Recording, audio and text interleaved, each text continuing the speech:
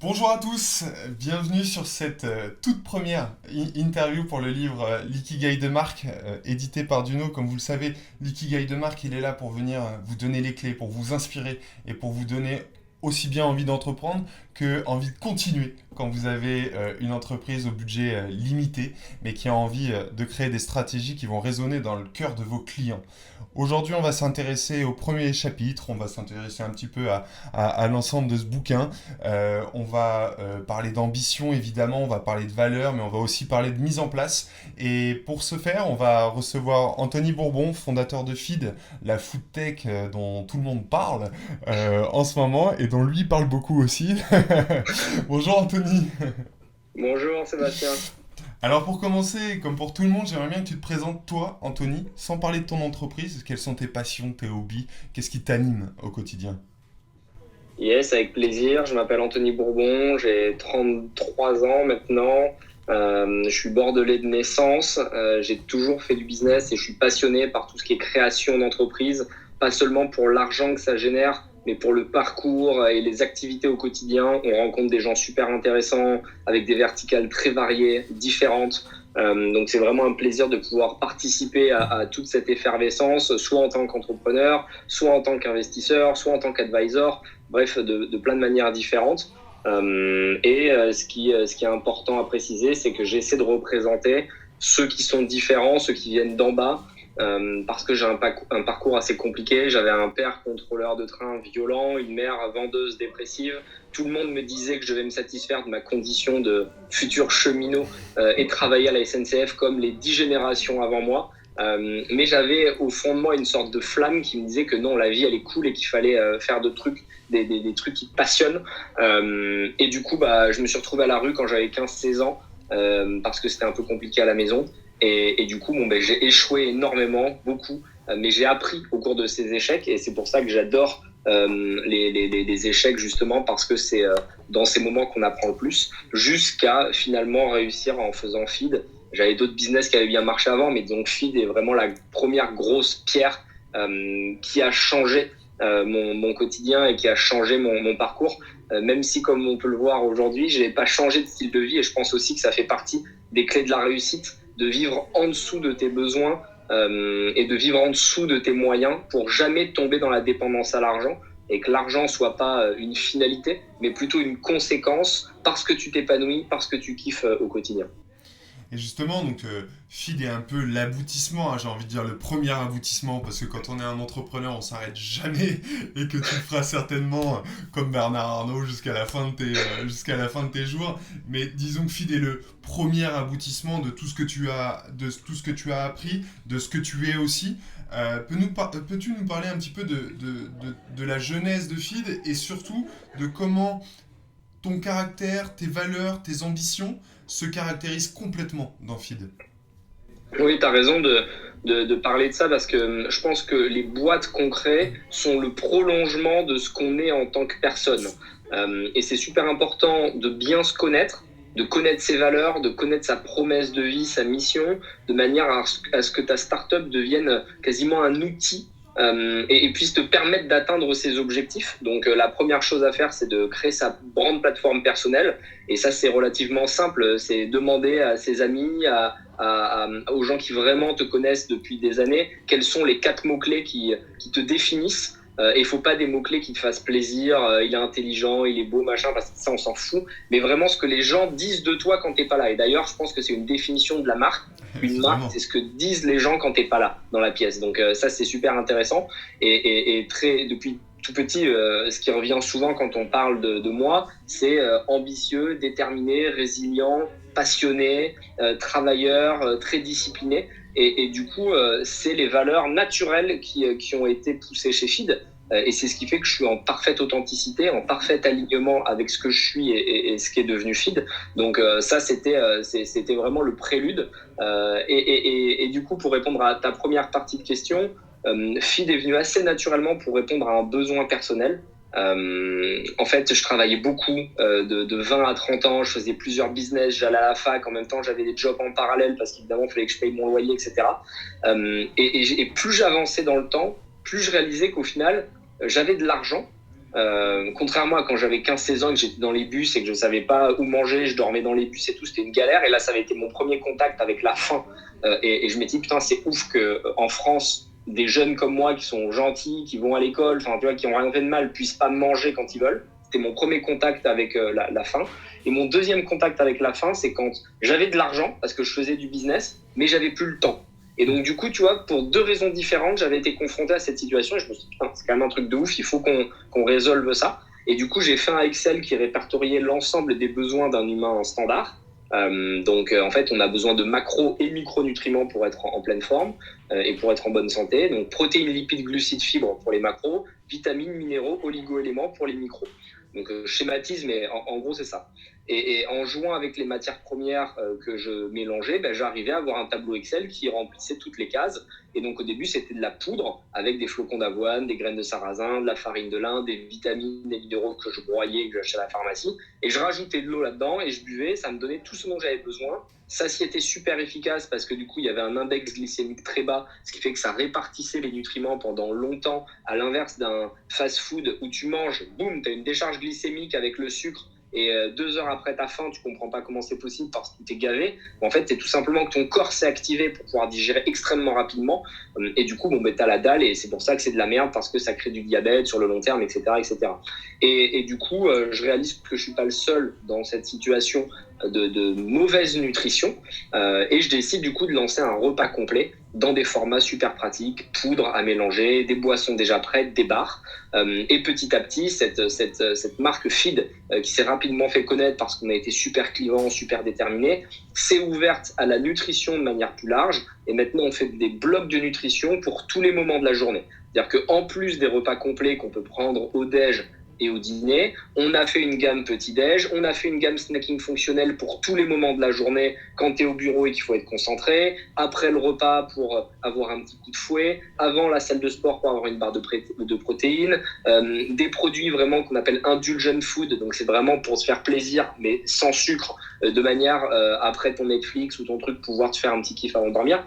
Et on a adressé voilà tous les moments et c'est vrai qu'on a été connu parce qu'on a levé 40 millions d'euros. On a recruté 100 personnes, on a ouvert 50 pays, 5000 points de vente. Donc, on a vraiment exécuté de manière forcenée. On a fait énormément d'erreurs et c'est ça qui est passionnant parce qu'au final, les entrepreneurs ont toujours tendance à parler de leur succès, de leur réussite et à la télé. Forcément, tu ne parles que de ce que tu fais bien parce que tu as 3 minutes sur BFM et donc forcément, tu vas parler de tous tes succès. Mais ce que je trouve super intéressant, moi, c'est plutôt de parler des échecs parce que c'est là qu'on apprend vraiment. Et autant la réussite n'est pas reproductible, alors que l'échec l'est. C'est-à-dire que si tu refais exactement la même recette qui t'a permis de réussir une première fois, t'es pas sûr de re-réussir parce que le timing est différent, parce que les contacts que tu vas avoir sont différents. Par contre, si tu refais les mêmes erreurs qui t'ont amené à l'échec, t'es sûr d'échouer à nouveau. Donc c'est toujours très dur de jongler sur la réussite en sachant que dans une vie, et j'en parlais avec quelqu'un qui a très bien réussi, t'as très peu de véhicules de richesse. Véhicule de richesse, c'est-à-dire quelque chose qui fonctionne et qui te permet de vraiment réussir. Il y a très peu de multi-entrepreneurs qui ont fait de plusieurs très belles boîtes. Parce qu'au final, il y a aussi une part de chance que tu génères par ton travail et ta détermination. Mais il ne faut pas se voiler la face. Par exemple, les startups, aujourd'hui, il y en a énormément qui réussissent, Feed les premiers, parce qu'il y a un excès de cash en raison des liquidités émises par la Banque centrale qui envoie la planche à billets. Et aujourd'hui, n'importe quelle boîte peut lever 10, 15, 20 millions. Je schématise et je grossis un peu le trait, mais à peine. Si t'es pas trop con et que t'as un peu les codes, tu lèves 5-6 millions mini. Et en fait, si on était né 10 ans avant ou qu'on avait voulu faire le business peut-être 10 ans plus tard, ça aurait pas marché. Et d'ailleurs, c'est pas garantie de succès que de lever 5 ou 6 millions. Et on voit de plus en plus de boîtes qui ont le seul objectif de lever de l'argent et pas de créer de la valeur de malade pour leurs clients, pas de créer de la fidélité, etc. Et ça, c'est un autre problème, entre guillemets. Mais c'est vrai que ça arrive beaucoup et que souvent, moi, on m'interroge sur est-ce qu'il faut lever, est-ce qu'il faut pas lever. C'est encore aussi en adéquation avec les ambitions personnelles. parce que lever de l'argent, c'est avoir une pression complètement différente que quand tu es complètement indépendant. C'est souvent recruter beaucoup plus de personnes, etc. Donc ça a un impact sur ta vie perso qui est aussi énorme. Et tout le monde n'est pas câblé pour ça. Et donc la réussite, à mon sens, et tu me dis ce que toi tu en penses, c'est avant tout l'alignement avec qui tu es. Et tu peux très bien réussir en ayant une boulangerie de quartier et de rendre super contents tous les habitants du quartier parce que tu fais le meilleur pain qu'ils aient jamais mangé, quoi. Clairement, tu l'as dit très bien, le meilleur KPI à suivre, c'est le why, le pourquoi vous voulez entreprendre, quelle est votre passion, quel est votre but. Il faut surtout pas avoir l'argent comme une obsession et se dire je dois absolument avoir des dizaines de millions, parce que si c'est pas ce qui vous nourrit intrinsèquement, vous serez malheureux. Et si vous êtes malheureux, vous n'allez pas pouvoir être bon et vous allez baisser les bras à la première difficulté. Combien d'avocats, de notaires on connaît autour de nous qui gagnent bien leur vie, qui sont potentiellement des millionnaires ou des multimillionnaires, mais qui sont malheureux quand tu les croises parce qu'ils font des promesses inalagmatiques toute la journée et que personne, à mon sens, ne peut s'épanouir en faisant ça. Donc, vraiment trouver ce qui vous passionne. Et il y en a, effectivement, c'est le voyage, d'autres, c'est le sport, certains, ça va être l'art. Certains, ça va être le gros business, effectivement, ils veulent avoir un impact mondial, d'autres, ça va être sauver la planète. Et ce qu'il faut, c'est vous poser la question, qu'est-ce qui me rend heureux? Et pour les levées de fonds, c'est évident et tu as raison. Je vais même plus loin, je dirais que, et c'est facile de dire ça parce qu'on a levé 40 millions, mais raison de plus parce que je l'ai expérimenté. Une bonne marque, donc DNVB, D2C business, une marque, on va dire, consumers. Je sors la tech de ce propos parce que pour la tech, il faut quand même beaucoup d'oseille pour grandir, recruter. Donc, je sors les boîtes tech qui ont quand même besoin d'argent la plupart du temps, même s'il y a des exceptions. Pour les marques, je pense que lever est un piège et c'est ce qu'on a nous vécu parce qu'en fait, plus tu as d'argent, moins tu réfléchis en mode gros hacker, moins tu réfléchis en mode cost killing et tu te dis l'argent va tout me payer. Et nous, on l'a fait, on dépensait 1 million par mois en Facebook Ads à un moment. Et c'est sûr que le chiffre d'affaires, il grossissait chaque mois. Et donc les VCs applaudissaient, tout le monde disait ouais, incroyable, on marchait sur l'eau. On arrivait dans les soirées, tout le monde voulait nous parler, prendre des photos. Sauf qu'en fait, à un moment, quand le Covid est tombé, et que je me suis penché dans les chiffres, parce qu'à ce moment-là, on était 100, et donc limite, moi, tu vois, je n'étais plus du tout dans l'opérationnel. Et j'ai regardé les chiffres, je me suis dit, en fait, personne ne m'a alerté. Alors qu'on a un coût d'acquisition qui s'est envolé, qu'on n'a plus de rentabilité, je crois qu'on remboursait nos clients au bout de 2 ans. C'est-à-dire que quand on a acheté un client, il fallait 2 ans pour qu'il soit rentable. Enfin, ça n'avait aucun sens. Et là, du coup, je me suis dit, bon, on va reprendre le mindset qui nous a permis de réussir au début. On va couper tous les frais inutiles et on va se remettre dans un comme si on venait de naître. Et en fait, à partir du moment où tu as cette peur de manquer et que tu as cette peur de faire faillite, tout est différent. Aujourd'hui, tu vois, même si on a beaucoup d'argent sur les comptes, chaque dépense est mesurée. C'est-à-dire qu'avant de changer la cartouche de l'imprimante, on la secoue pour voir s'il n'y en a plus dedans, quoi, tu vois. C'est-à-dire qu'on veut vraiment reprendre cet esprit. Donc, je serais favorable pour trouver le bon compromis et les entrepreneurs qui se lancent à faire une première levée de 500 000 balles, sans te diluer beaucoup, avec des bons business angels qui vont te pousser vers le haut et qui vont te mettre sur les rails parce que toutes les erreurs qu'on a faites, nous, on peut les transmettre dans les projets dans lesquels on investit en disant attention, fais pas ci, fais pas ça. Et vraiment, tu gagnes des mois et des mois, c'est incroyable. Et derrière, tu dois réussir à trouver la rentabilité de manière à ce que ton business scale par ta notoriété. Je pense vraiment que la clé, c'est le contenu, c'est ce que tu vas donner comme énergie, raconter comme histoire. Pourquoi les gens devraient acheter ton produit? Parce qu'au final, les gens qui mangent du feed aujourd'hui, ils le font pas seulement parce qu'ils aiment bien le goût, ils le font pour participer à cette aventure, quasiment pour mettre un bulletin de vote dans l'urne. Le week-end dernier, j'étais à Station F, il y avait les Fighters Day, c'était vraiment les gens qui venaient d'en bas, qui galéraient. Ils étaient tous comme des oufs quand on raconte une histoire, quand on leur explique qu'au final, même si moi je suis pas noir ou que je suis pas une meuf et donc tu vois je fais pas directement référence, on va dire, aux minorités, je les représente quand même parce qu'ils savent que moi je viens de banlieue, que j'ai galéré, que j'étais dans la rue. Et je trouve que c'est presque un beau message de se dire on est tous rassemblés, on peut tous galérer, et même si moi je suis blanc et que je suis un homme, au final j'ai aussi connu des galères, et ça veut dire qu'il faut pas essayer de stigmatiser, ostraciser les uns les autres, mais tous nous rassembler et que on soit pour ce que j'appelle un capitalisme méritocratique. C'est-à-dire que tout le monde doit pouvoir y arriver sans être obsédé par l'argent, comme pouvaient l'être les hommes d'affaires dans les années 90, 2000, les Bernard Tapie et tout. On se souvient tous de la phrase « Moi, je veux gagner un maximum d'argent parce que c'est une échelle de mesure du capitalisme ». Ça, aujourd'hui, ça marche plus. Et il a fait des choses exceptionnelles au demeurant. C'est un mec qui avait un drive incroyable, mais son côté vraiment flambeur et compagnie l'a défoncé, en plus de vouloir faire de la politique, évidemment, où là, c'était terminé définitivement. Mais voilà, il faut trouver du sens. Et si vous voulez engager des gens qui soient à vos côtés, qui soient là quand ça va pas, il faut leur vendre une histoire et pas seulement oui, tu vas bien gagner ta vie. Alors justement, tu nous as pas mal parlé de ta mission. Parle-nous un peu plus justement de ta vision, de ce côté où Phil est avant tout là pour finalement réoffrir de la liberté aux gens. Et justement de nous raconter, au-delà du produit, pourquoi les gens s'engagent avec toi, pourquoi ta communauté est prête à te défendre sur les réseaux sociaux, parce qu'on le voit sur Twitter et tout, il y a une sorte d'armée avec toi, prêt à défendre tous ceux qui vont dire c'est dégueulasse et qui vont sortir les arguments qui sont pas le goût, qui sont pas ça, qui sont juste le pourquoi on le consomme. Et avant que tu répondes, il y a une phrase que je dis souvent. Sinek dit, Simon Sinek, l'inventeur du fameux why, dit People don't buy what you do, but why you do it. Pourquoi vous faites les choses? J'ai cette sensation un peu différente de se dire People don't buy why you do it, but what you do for them. Et finalement, comment ton why à toi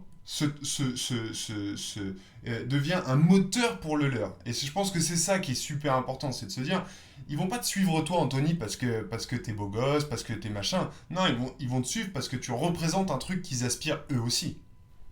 Je suis d'accord, c'est intéressant ce complément du why. J'ai un peu la même vision que toi. Ton why ne doit pas être égoïste et il doit pouvoir fédérer des gens et rayonner. C'est-à-dire que si ton why c'est n'importe quoi, je veux courir le 100 mètres en moins de 10 secondes, bon, tu vois, ça suffit pas. Il faut plutôt un why qui permet de rameuter les gens avec toi, de lever une armée. Et si tu dis, moi, tu vois, je veux réussir et je veux m'extraire de ma condition initiale, mais je veux renvoyer et expliquer aux gens comment j'ai réussi pour qu'ils puissent le faire derrière moi, là, tout de suite, ça a plus de sens. Et FIT, c'est exactement cet objectif qu'on s'est fixé. On a bien compris que les valeurs, c'était ambition, détermination, résilience, passion. La mission produit, c'est proposer de la nutrition pour tous les moments de la journée. Et quand on passe le next step, la promesse, le purpose, c'est générer une révolution dans la société de manière à remettre la méritocratie au cœur de tout ça.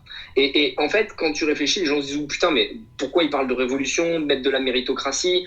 Je comprends pas, c'est une marque de nourriture. » Et en fait, tout est relié parce que le fait de bien manger te permet d'atteindre tes objectifs personnels, te permet de croire en toi et c'est pour ça qu'on met un branding super fort. Et quand tu manges une barre feed, quand tu nous appelles au service client, quand tu lis nos mails CRM, quand tu vas sur nos ads, quand tu entends nos interviews, il y a toujours ce message de fond, de motivation, de tu peux devenir une meilleure version de toi-même, tu dois croire en toi. Et pour moi, c'est super important parce que quand je vois un chiffre qui me semble édifiant, à savoir que 1% des entrepreneurs français seulement se sont faits seuls, ça vient du French Tech Tremplin, donc du gouvernement, 1% seulement, donc qui n'ont pas eu de l'argent de leurs parents pour lancer leur boîte, qui n'avaient pas de réseau, qui n'ont pas fait des grandes écoles, etc., etc. Je trouve ça affligeant parce que l'entrepreneuriat, c'est normalement ce qui devrait rester aux gens qui ne rentrent pas dans les cases, qui n'ont pas de diplôme, qui ne peuvent pas être recrutés parce qu'ils sont différents. Et aujourd'hui, tous les entrepreneurs, et je schématise, mais allez, 98-99% des entrepreneurs qu'on voit à la télé, ce sont des hommes blancs de 30-35 ans qui ont fait HEC, une grande école, qui ont la plupart du temps un nom composé. Et quand tu creuses un peu, dans les licornes là, qui apparaissent beaucoup, et je sors Aircall parce que John, pour le coup, a une histoire assez compliquée aussi, un peu comme moi, il s'est retrouvé dans la DAS, machin, ça... histoire compliquée qu'il racontera mieux que moi. La plupart des licornes, c'est des mecs dont les parents ont mis 300 000, 400 000, parfois 2 millions au début. Et ça n'enlève rien à leur exécution. Attention, ils ont très bien travaillé, bravo, super. Mais la réalité, c'est que s'ils n'avaient pas eu cet argent au début, ils n'auraient pas pu créer ces boîtes-là. Et en fait, je trouve ça parfaitement injuste parce qu'il y a plein de gens dans les quartiers, il y a plein de gens défavorisés, il y a plein de gens qui sont immigrés, il y a plein de gens qui n'ont pas été à l'école, qui ont des putains d'idées, qui ont une capacité de travail qui est énorme et malheureusement, ils ne pourront jamais le mettre en avant parce qu'ils n'ont pas les bons contacts, pas les bons réseaux, pas les bons réflexes parce qu'au final, il faut rentrer dans des cases. Les decks, c'est tous les mêmes, on les connaît tous par cœur, on sait comment ça va arriver. Et les VC prendront pas le risque d'aller investir sur quelqu'un qui est différent. Et c'est pour ça que cette mission de feed, elle est bien plus large que simplement vendre des bars. oui, on vend des bars, mais au-delà des bars, on veut vendre un état d'esprit, on veut lever une armée, et c'est super important de vous fixer une promesse qui est quasiment inatteignable, parce qu'encore une fois, le but, c'est pas de générer la révolution en tant que telle, mais c'est de mettre le maximum d'énergie pour y arriver. Et le kiff et le plaisir, tu dois pas le trouver dans l'accomplissement de ta tâche, tu dois pas prendre du plaisir que quand tu vas réussir à faire ta révolution, mais au quotidien quand tu te lèves et que tu as les mains dans le cambouis. C'est-à-dire que le process est plus important que la réussite. Donc vous devez vraiment trouver quelque chose qui vous anime et vous devez prendre du plaisir. Honnêtement, j'échangerai ma vie. Et l'autre jour, j'en parle avec quelqu'un qui est très très riche, un fils un héritier, vraiment du très très lourd. Et il me disait, mais avoue que tu aimerais bien avoir ma vie si tu pouvais changer. Et je dis, mais je t'assure que non. Je t'assure que je préfère avoir connu la rue, avoir dormi dans des bus et faire ce que je fais aujourd'hui, même si je n'aurais jamais ton argent, j'aurais jamais tes milliards. Mais je suis tellement content parce que j'ai un boulot qui me plaît, j'ai des gens autour de moi qui sont intéressants, qui sont sains, qui me comprennent, qui me poussent vers le haut. J'ai pas besoin, moi, de beaucoup d'argent parce que je viens de la rue. Donc, en fait, je serai jamais dépendant de l'argent parce que moi, tu me mets des pâtes, du feed, de l'eau et un lit. Je suis max, tu mets mon Kindle. Là, mon dernier gros kiff, c'est mon Kindle. Je sais pas pourquoi je n'avais pas acheté. J'ai plein de livres dessus. Je trouve ça trop pratique. Tu peux l'emmener partout avec toi. Et je suis très content. Tu vois, j'ai pas besoin d'avoir des trucs de ouf. Mon appart, il fait 40 mètres carrés. Tout le monde me dit pourquoi tu restes dans cet appart. T'es un ouf avec l'argent que t'as gagné et tout. Je dis, parce qu'en fait, j'ai pas besoin d'être dans 200 mètres carrés. Parce que si je vivais dans 200 mètres carrés, ça veut dire que j'aurais plus aucune limite. Et à ce moment-là, pourquoi tu voyages pas en jet privé? Pourquoi tu t'achètes pas que des marques de ouf? Et pourquoi tu vas pas que dans des hôtels à 3000 la nuit? Et en fait, si tu dis oui à toutes tes envies, bah, tu vois, tu deviens un produit qui n'est plus du tout connecté avec la population. Et du coup, comment tu peux être un entrepreneur qui propose des produits à la population si toi-même, tu n'en fais plus partie? Ouais, et puis il y a encore une fois ce rapport à qui tu es, quoi. Tu vois, et quand tu commences à être quelqu'un d'autre, à prendre de nouvelles habitudes, qu'est-ce qui va te faire te lever le matin, quoi? Tu vois, quand t'es dans un hôtel à 3000 la nuit, t'as envie d'y rester dans l'hôtel, tu vois. T'as pas envie d'aller, t'as pas envie C'est d'aller pour au ça, tu bureau. vois, pour rebondir là-dessus, que tous les rappeurs qui ont commencé à s'embourgeoiser ont fait des fails. Tu Ouais. penses à 50 Cent, tu penses à Eminem, tous les mecs qui ont vécu la grande vie, McGregor en UFC, enfin, tous ceux qui viennent de tout en bas et qui se nourrissaient grâce à la haine, à l'envie de vengeance, de revanche qu'ils avaient. Une fois qu'ils sont embourgeoisés, ils perdent leur énergie, ils perdent leur cœur. Et McGregor, je pense qu'avec l'immense respect que j'ai pour sa carrière, parce que c'est incroyable, quand tu vois le reportage sur Netflix où il vient de tout en bas, il a même pas de quoi manger, sa femme mange moins que lui pour qu'il se nourrisse. Quand il arrive dans l'octogone, il peut pas perdre. Maintenant, le mec, il montre ses vidéos avec ses berlines, ses montres, ses lunettes, et il se fait tabler à chaque fois qu'il rentre dans un combat, parce que il y est plus, le mec. Bah, Et c'est normal. Et du coup, il faut jamais tomber dans ce piège, jamais s'embourgeoiser. Et c'est aussi une technique que j'ai, moi, pour rester dans la simplicité, c'est de rencontrer des gens qui souffrent. Et je le fais avec la fondation Feedback, où on reverse du chiffre d'affaires chaque année pour aider des gens qui sont différents, mais qui ont toujours une grande ambition. C'est-à-dire qu'on va pas aider le 4L Trophy là, pour faire le truc du désert que tous les étudiants vont faire, tu vois. Mais on va plutôt aider, on a aidé un groupe de femmes qui ont été violées, qui voulaient monter les plus hauts sommets. Un mec qui s'est pété la colonne vertébrale, qui a été champion de motocross et qui a tout perdu, qui pouvait plus marcher du jour au lendemain. Il a finalement réussi à refaire le Paris-Dakar et à le gagner contre les valides. Vraiment, on cherche des gens très ambitieux. Et j'adore quand ils me parlent de leurs problèmes et de leur situation, parce qu'immédiatement, ça me met un coup de boost et ça me rappelle d'où je viens. Et je me dis, putain, le sentiment qu'il a et cette haine, je sais parce que je l'avais moi aussi quand j'étais jeune. Et comme je suis assez sensible aux énergies et à ce que les gens dégagent, je capte immédiatement la souffrance. Et cette souffrance, c'est comme si moi je la vivais. Et du coup, ça me remet un coup de haine, tu vois. Et quand je dis haine, c'est positif.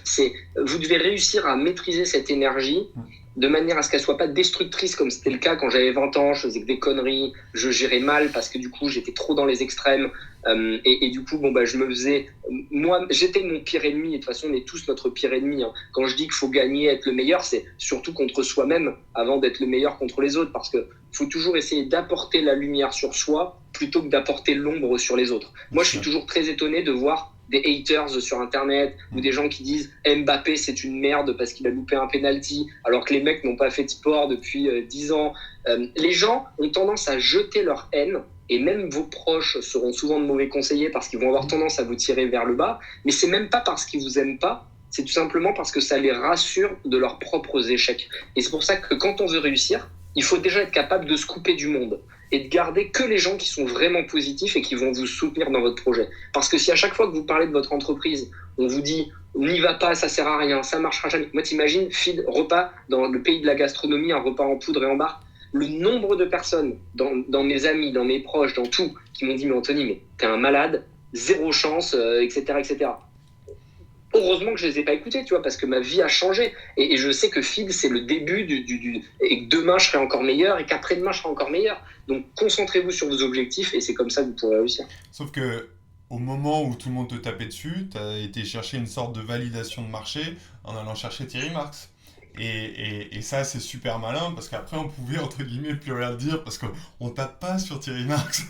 C'est pas possible. Tu as tout compris, c'est du marketing. Il faut absolument réussir à avoir des key opinion leaders, des sortes d'influenceurs. Et quand je dis influenceurs, pas ceux qui sont à Dubaï, mais influenceurs de leur verticale, de manière à ce que tout le monde se taise. Et tu l'as très bien dit, tous les journalistes qui jactaient sur feed et qui nous envoyaient des punchlines dans tous les articles, à partir du moment où il y a eu Thierry Marx, plus personne n'a moufté parce qu'en fait, tu peux pas t'attaquer à un mec qui a 2 étoiles au Michelin, etc., et qui en plus a les mêmes valeurs que nous, à savoir défendre les jeunes, qui vient d'en bas, qui fait de la réinsertion. Et du coup, le message était parfait. Et encore une fois, les gens te pardonnent tout quand tu as une belle histoire. C'est-à-dire que tous ceux qui nous taillaient au début sur notre produit, maintenant, quand ils entendent notre discours, qu'est-ce que tu veux qu'ils disent ? Feed, c'est de la merde, alors qu'on investit chez tous les jeunes, qu'on a une fondation où on injecte énormément d'argent et qu'on aide les projets, où on passe des valeurs qui, à mon sens, sont plus que positives. Travail, détermination, passion, résilience, méritocratie. Qu'est-ce que tu veux que les gens disent ? Rien. Et ceux qui jactent, effectivement, ils se font défoncer sur les réseaux sociaux par nos early adopters parce que c'est tellement facile de leur dire « mais pourquoi tu l'ouvres alors qu'ils ont que des objectifs qui sont sains ?» Le problème des jeunes entrepreneurs, souvent, c'est ce manque de recul. Le fait d'être complètement pris par le quotidien et d'oublier qu'ils ont une stratégie. Et en fait, souvent, et d'ailleurs, souvent, ils l'ont pas, mais quand ils l'ont, ils l'oublient avec le temps parce que ils sont sollicités, il y a une opportunité à droite, une autre à gauche, un coup je vais faire du TikTok, un coup je vais faire ça, un coup je vais un nouveau produit, puis un autre, etc. Comment tu peux justement sortir de ce quotidien, sortir de cet engrenage qui de temps en temps peut être négatif, même s'il est productif sur l'instant, pour step back et te dire ok, j'ai une stratégie, je dois m'y tenir et je dois foncer comme ça. Je pense qu'il faut découper les objectifs et ils sont pas forcément coupés les uns des autres naturellement, mais il y a les objectifs à court terme où ça demande une exécution vraiment du quotidien et là il faut se fixer des petites marches. C'est-à-dire que je vois souvent des entrepreneurs qui me disent moi je veux tout de suite faire 10 millions d'euros de chiffre d'affaires. Je dis mais en fait tu pourras pas y arriver. Essaie déjà de vendre 100 produits et quand on aura vendu 100, on pourra regarder comment on va scaler tout ça. Donc je dirais les petites marches au début, les objectifs moyen terme où là tu as des KPIs qui commencent à être un peu plus intéressants. Et pour finir, des KPIs vraiment long terme où tu vas vraiment avoir une vision, un objectif qui est clair, qui est le why, la promesse que tu t'es fixée et la création de la marque en fait partie. Tu l'as très bien dit. Je pense que la marque, c'est le plus important parce que les produits, tu vas pouvoir les faire évoluer. Et il y a des gens qui disent, moi, tant que j'ai pas le produit parfait, je sors pas. Mais en fait, si t'as pas honte de ton produit quand tu le lances, c'est que t'as trop attendu. Et ton produit va évoluer. Ton produit, tu vas payer des ingénieurs après pour le faire. Les premiers produits fit, c'est moi qui les ai sortis. Franchement, ils n'étaient pas ouf en termes de goût. Maintenant, les nouveaux snacking orange qu'on vient de mettre sur le marché sont incroyables. Mais pourquoi ? Parce que j'ai 5 ingénieurs à temps plein, plus les ingénieurs de mes copackers, et qui sont 15 à travailler sur la formule. Donc moi, tout seul, sans connaissance, on va dire, de fond, je ne pouvais pas le faire. Donc, concentrez-vous sur la marque. Et la marque n'est forte que s'il y a une belle histoire à raconter. Et la belle histoire à raconter, ce n'est pas celle du voisin ou du marketing, c'est la vôtre. C'est-à-dire que la seule chose qu'on ne pourra jamais vous copier, c'est votre storytelling. Parce qu'on peut te copier tes packaging, on peut te copier tes goûts, tes recettes, on peut te copier ton website, on peut te voler des recrutements ou des personnes de ton équipe. Mais par contre, ce qu'on peut pas te prendre, c'est ton storytelling, parce que si quelqu'un essaie de prendre mon histoire et de faire un peu le mec qui vient d'en bas, qui a galéré, qui veut la réinsertion, ça marche pas. Et j'en ai vu un ou deux dans l'écosystème là essayer de s'y mettre en mode non mais aidons les gens qui viennent d'en bas. Mais ce qui est génial, c'est que les mecs ont un nom composé, ils sont connus pour être blindés, avoir des apparts de ouf au Trocadéro, et ils essaient de prendre cette frange là. Et le truc, c'est que le peuple dont je fais partie, donc c'est pas du tout péjoratif quand je le dis, c'est détecter les menteurs et c'est détecter quand c'est authentique. Parce qu'on a été habitué avec les hommes politiques à détecter le mensonge. On nous a habitués à voir très vite quand quelqu'un est un affabulateur ou quand quelqu'un est vrai.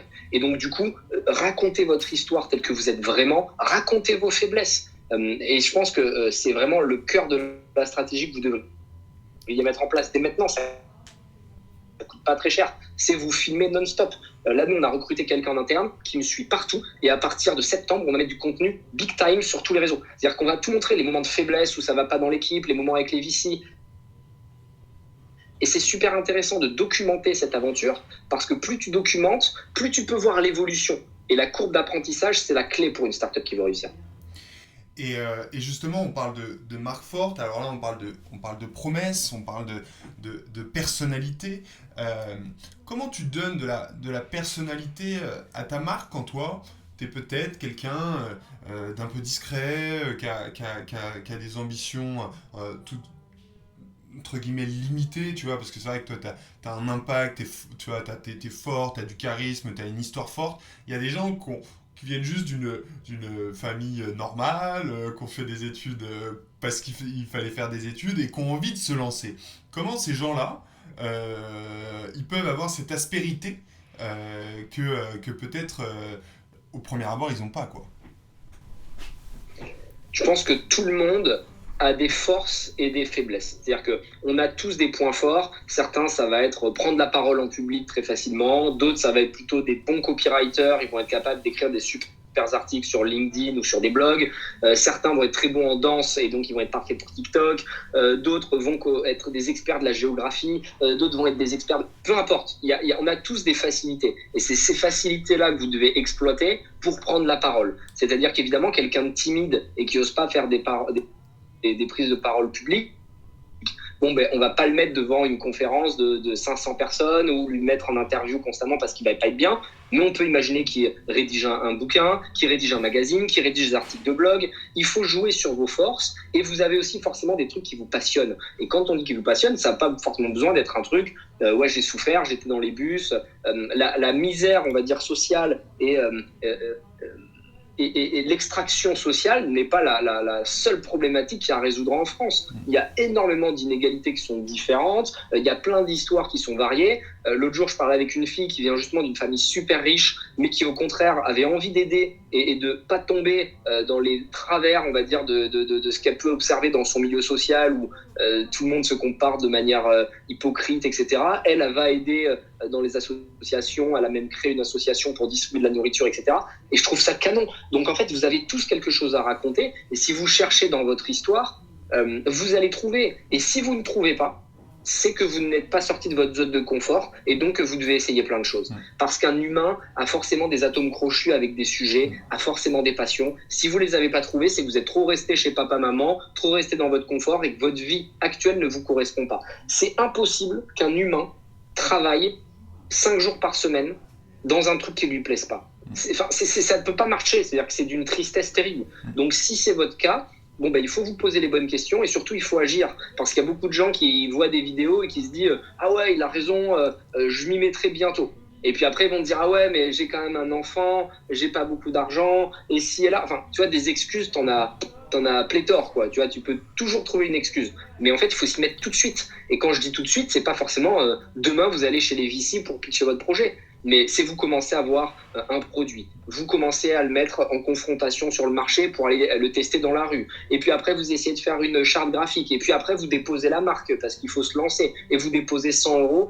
C'est 100 euros aujourd'hui pour monter une SAS. Hein. Tu as besoin de 100 balles pour une annonce légale et compagnie. Enfin, ça coûte que dalle. Un Shopify, tu le crées, ça te crée 100 euros hein, si tu achètes un template. Tu le fais toi-même au début, c'est moi qui l'ai fait. Personne ne nous avait aidé. Donc aujourd'hui, on est dans une époque formidable où du jour au lendemain, quasiment, tu peux vendre un produit ou distribuer de la valeur à des gens via tes réseaux sociaux. Et la meilleure manière pour moi de commencer une boîte aujourd'hui en D2C, c'est d'être un expert de sa verticale, donner beaucoup de contenu pour créer une communauté et réussir à avoir des gens qui te suivent petit à petit.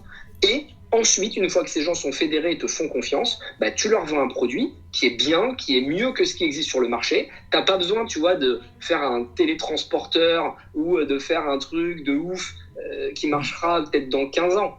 Juste fais un peu mieux que ce qu'il y a sur le marché. Tu vois, la plupart des startups qui cartonnent aujourd'hui, elles ont juste un packaging un peu plus éco-friendly, ou elles ont juste un peu plus de vitamines et minéraux que les autres. Et ça suffit en fait. T'as pas besoin de faire un truc, tu vois, rupturiste, qui va disrupter toute une industrie. Fais juste un truc un peu mieux que ce qui existe. Et puis c'est le positionnement, parce que c'est vrai que moi, dans les éléments constitutifs d'une marque qu'on aborde dans le livre, je dis il faut que la marque elle ait un ennemi. Et tu vois, ça c'est aussi une façon de se donner de la personnalité, c'est de se dire, je sais contre quoi je combats. Alors c'est pas toujours une marque, hein, ça peut être une habitude, ça peut être justement ce côté méritocratique ou le temps, et de se dire, bah tiens, j'ai envie de ça. Là hier, je rencontrais une marque d'accessoires de mode féminine, où la fille, elle me disait, moi, je ne peux pas accepter que les filles ne se sentent pas différentes, tu vois, qu'elles puissent être toutes les mêmes. Et du coup, j'ai envie de leur donner les moyens de se sentir différentes, de se sentir femmes, parce que c'est comme ça qu'elles vont se sentir plus fortes et que du coup, elles vont mener plus de projets. Et pour elles, ça passe par les petits accessoires, le petit côté original, etc. Et je pense que c'est une fille, enfin, j'allais dire lambda, c'est pas gentil pour elle, mais tu vois, entre guillemets, comme il peut y en avoir plein, et sauf qu'elle a ce truc, tu vois, de se dire, ouais, je peux leur amener ce petit truc en plus, et c'est ce qui donne toute la personnalité à sa marque. Sauf que elle est capable de te le dire, mais tu le vois nulle part. Et je me suis dit, merde quoi, tu es en train de m'expliquer ça, et je vais sur ton site, c'est un site super banal. C'est trop dommage, parce qu'en fait tu l'as, ta motivation. Et il y en a qui l'expliquent bien comme toi, et d'autres comme toi qui ne le disent pas. Faites-le, nourrissez-vous de ça, parce que c'est ce dont c'est en quoi les gens vont se reconnaître et vont se dire bah ouais c'est vrai que moi je suis un peu banal, peut-être que si je mets ce petit truc de couleur, ce petit truc machin, ça va me changer, ça va me permettre de m'assumer. Et je pense que c'est vraiment l'un des éléments constitutifs qui raconte une histoire qui est assez forte quoi. T'as raison, et il y a vraiment 3 étapes dans le travail de créer une marque. La première, c'est de faire quelque chose qui te ressemble et donc de te comprendre. Donc, il faut créer la brand plateforme. 2, il faut réussir à la faire rayonner dans l'équipe et que ton équipe la comprenne très bien. Parce que si ton équipe a pas capté ton message, ben, il va se diluer quand il va être diffusé. Et la dernière étape, c'est évidemment de diffuser au marché et que le marché comprenne ce pourquoi tu te bats. Et il ne faut pas hésiter à être différent, il ne faut pas hésiter à être soi-même. Et c'est pour ça qu'on ne travaille jamais assez sur sa marque et il faut réussir à ce que le message diffuse. Et ça, tu n'y arrives pas en ayant du budget. Et c'est pour ça que les levées de fonds, on y revient, ne suffisent pas. Parce qu'une fois que tu as levé beaucoup d'argent, tu tombes dans l'acquisition. Et l'acquisition est une drogue dure. C'est-à-dire que c'est comme l'héroïne. Si tu t'en mets un pet, c'est réglé, quoi. C'est trop tard. Une fois que tu as envoyé des budgets à 1 million par mois et que ça te fait grossir ton chiffre d'affaires, c'est très compliqué de dire allez, maintenant je vais essayer de dépenser en étant rentable. C'est plus possible, ton chiffre d'affaires va forcément dropper. Tu vas avoir un effet queue de comète, ce qui fait que pendant 1 ou 2 mois, ça va continuer parce qu'il y aura encore la notoriété des dernières semaines de publicité agressive, et après ça va retomber. Sauf que ce que tu réalises pour avoir vécu ces 2 moments, c'est qu'en fait les clients que tu obtiens par ton histoire ou par ton message de fond, ils sont 10 fois plus fidèles que les autres, ils vont te suivre sur les réseaux sociaux, ils vont être engagés, ils vont en parler autour d'eux, et c'est comme un caillou que tu lances au milieu d'un étang, il y a une onde de choc qui se propage, alors qu'avec l'acquisition c'est plutôt l'inverse. Les gens vont être déçus parce qu'ils n'ont pas compris ton message, et donc quand ils goûtent le produit, ils ne comprennent pas trop, c'est pas ce qu'ils attendaient, donc ils vont dire autour d'eux c'est de la merde, j'ai pas aimé le produit, et du coup c'est une onde de choc, mais à l'inverse, tu te fais imploser. Et vraiment passer du temps sur votre marque. Et je préfère aujourd'hui investir dans des projets qui font peu de chiffre d'affaires, mais qui ont une marque super forte, avec une belle communauté, parce que je sais que ça va finir par payer. Et c'est ces marques-là qui, à la fin, seront rentables. Et du coup, que les grands groupes achèteront, parce qu'aujourd'hui, un grand groupe, s'il veut lancer un produit et injecter 200 millions d'euros pour créer juste une marque produit qui va être un truc de bourrin, il sait le faire. Par contre, ce que sait pas faire le grand groupe, c'est avoir une belle histoire et avoir quelque chose qui est personnifié par un fondateur, une fondatrice, qui va réussir à créer de l'émotion. Et c'est vraiment ce que les grands groupes veulent. Ils se font étrier les uns après les autres parce que leurs produits sont pas sains, parce que ci, parce que là. Ils veulent créer des histoires et raconter des choses belles aux consommateurs. Donc faites-le. Et la plus belle histoire que vous pouvez raconter, c'est la vôtre.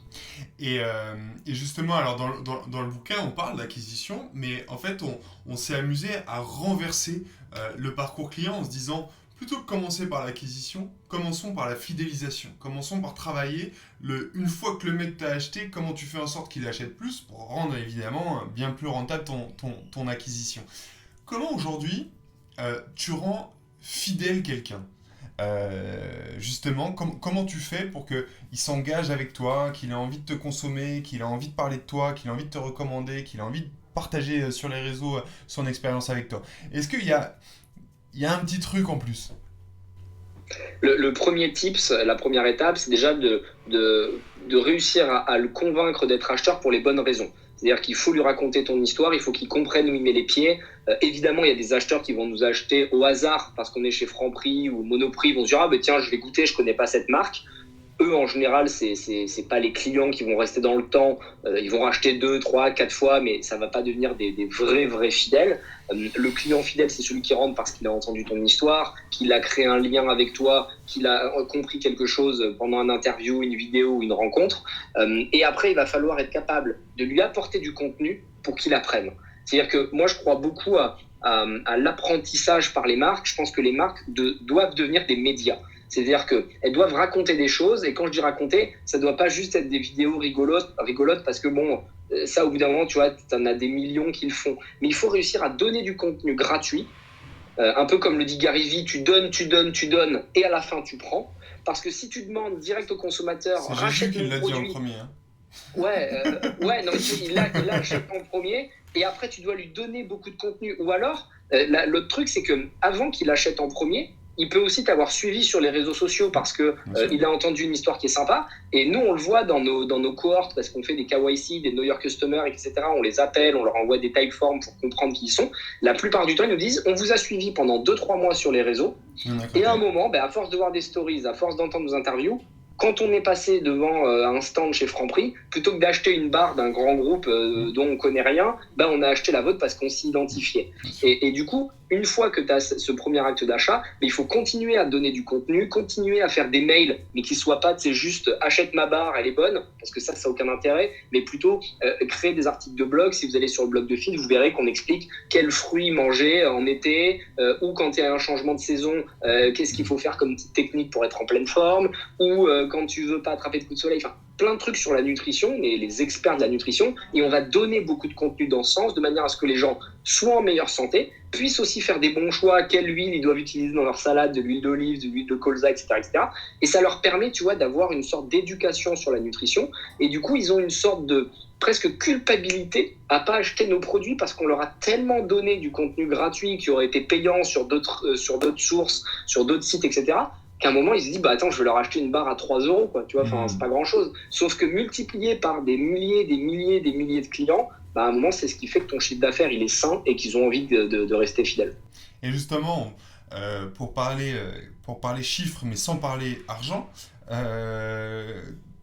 quand on a déjà discuté ensemble, tu me disais, il y a un chiffre que tu monitores, que nous, on appelle dans le bouquin la North Star, qui est finalement le chiffre qui va venir être une sorte de jonction entre ta vision, ta mission et ton expérience client. Et chez toi, c'est le nombre de personnes qui vous envoient des messages pour vous dire « Vous avez changé ma vie ». Tu peux nous en parler un petit peu de ça ? Ouais, c'est intéressant effectivement parce que vous allez forcément avoir des périodes où ça se passe mal. Et donc, si votre seule métrique à suivre, c'est le chiffre d'affaires, votre équipe va vous abandonner dès qu'il va baisser parce qu'ils vont se dire ça y est, le chiffre d'affaires est en train de chuter, c'est la fin de l'entreprise. Alors que si vous mettez des KPI why, des KPI qui font du sens par la mission de votre marque, là c'est complètement différent. Donc nous on a décidé de mettre un KPI why, comme tu l'as dit, qui est assez inspirationnel, On en a plusieurs, mais celui-là, c'est le plus simple à traquer, on va dire. On en a plein de petits, mais ça, c'est vraiment celui qu'on suit avec attention. Ça va être le nombre de messages de personnes ou d'appels qu'on va recevoir où des gens nous disent « Vous avez eu un impact sur ma vie ». Ça peut être j'ai quitté mon job, j'ai quitté ma femme ou mon mari, j'ai décidé de changer de pays. Non, mais vraiment, il y a des trucs, parfois, on entend des trucs de ouf.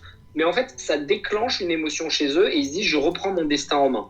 Et là, ça veut dire que notre marque devient de plus en plus forte.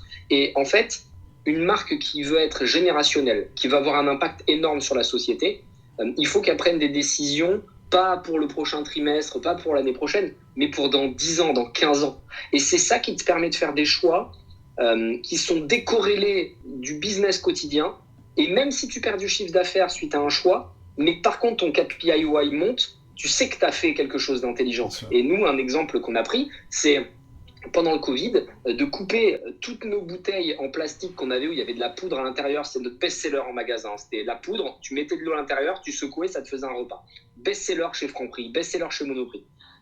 Mais on a décidé de le couper tout simplement parce que on voulait montrer l'exemple et il suffit pas de taper sur les grands groupes en disant vous avez des bouteilles d'eau qui sont en plastique et que vous vendez dans le monde entier et après vous faites des beaux discours à la con et vous voulez que les gens y croient. Sinon on s'applique pas ça à nous-mêmes et donc on a coupé le plastique et on a fait uniquement et on a poussé à fond les bars avec un emballage recyclé, recyclable, etc. Parce que la boîte dans 10 ans, on veut qu'elle soit belle et toujours adaptée au cahier des charges super moderne et avant-gardiste qu'on s'est fixé. Donc soyez capable de fixer des KPI North Star de manière à pas baisser les bras au moindre mouvement business parce que le business, c'est pas la finalité. Et les actionnaires qui rentrent avec vous juste pour gagner et faire plus de chiffre d'affaires, c'est que c'est pas les bons actionnaires. Il faut que vous trouviez des actionnaires qui sont contents de participer à votre mission. Moi, il y a plein de boîtes dans lesquelles je rentre. Je sais pas si je gagnerai de l'argent, mais par contre, je suis aligné avec ce qu'ils proposent. Et j'aime leur mission et j'aime leur énergie. Parfois, je vais même plus loin. Je partage pas leur mission, mais je vois qu'ils sont tellement passionnés par ce qu'ils font que j'ai envie de les aider. Et je me dis, vas-y, je crois pas forcément dans ton truc, mais toi, tu as l'air tellement passionné que je sais que tu vas devenir un média et qu'à un moment, tu vois, tu vas avoir un impact sur l'écosystème. Et du coup, ça change tout ton paradigme d'investissement. Moi, typiquement, tu vois, j'investis pas dans la tech parce que je comprends pas, je vois pas trop ce que ça peut apporter au monde, si ce n'est aux entreprises. La plupart du temps, tu as des logiciels qui vont te permettre d'être plus productif, etc. La tech, tu vois, il n'y a pas trop de messages derrière dans les B2B. Moi, je préfère les B2C parce que là, tu vois tes produits immédiatement changer la vie et le quotidien du consommateur. Merci beaucoup Anthony pour ce beau moment que tu nous as accordé. On te retrouve dans le bouquin, donc on va avoir, j'espère, des belles surprises. En tout cas, on te souhaite évidemment le meilleur pour toi. On souhaite aussi, et on passe le bonjour aussi à toutes tes équipes, parce que j'imagine qu'il y a des gens qui travaillent dur derrière l'image que toi tu as pour que le business tourne. Et puis, on passe le bonjour évidemment à tous tes clients aussi, et tous tes futurs clients qui eux aussi ont envie de changer leur vie. Merci beaucoup Anthony, à très bientôt. Merci.